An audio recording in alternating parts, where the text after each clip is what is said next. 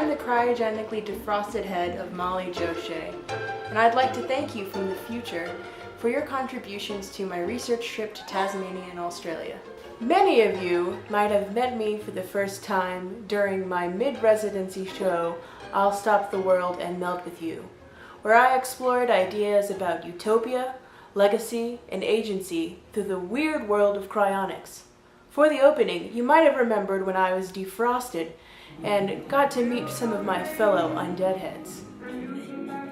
Thanks to your contributions, I've been able to go to places like the Royal Botanical Gardens cryo storage facility at their plant bank, and to see the over 2,000 human skin samples at the Museum of Disease in Sydney.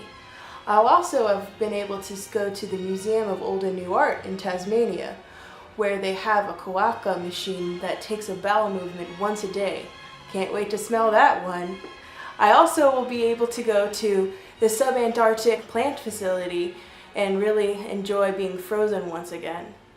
All of these places will go towards my scientific research for developing my own seed safe here at CalArts. In addition to creating this institution, I'll also be expanding my documentary on cryogenic preservation.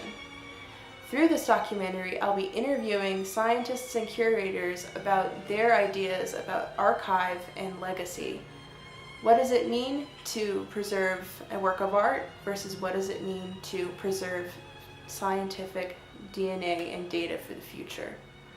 What is the implication of this future that they are imagining? But rather than just being interested in seeds as a seed safe, I'm interested in how we can incorporate humans into the process. What does it mean to have a whole history of families in an actual family tree? There's so much space in plant cell storage, and the storage itself is so malleable and can cross-pollinate and mutate. What does it mean for our beings and our sense of selves to go through that mutation as well? Thanks to your contributions, both on Hatchfund and with your DNA, I'll be able to develop this seed safe.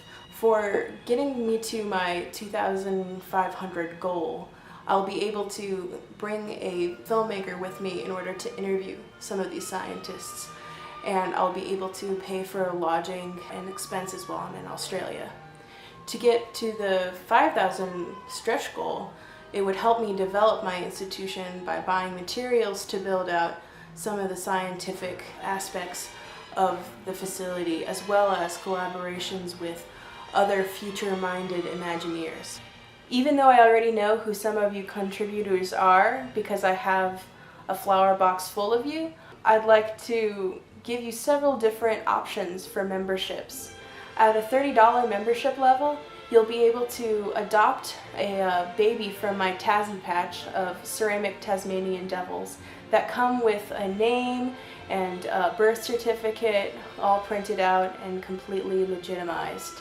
For a $60 membership level, you'll be able to get the Tasmanian Devil Pup, as well as a membership card to the DNA seed safe that I'll be creating, and you'll be getting an illustrated postcard from Tasmania or Australia while I'm there.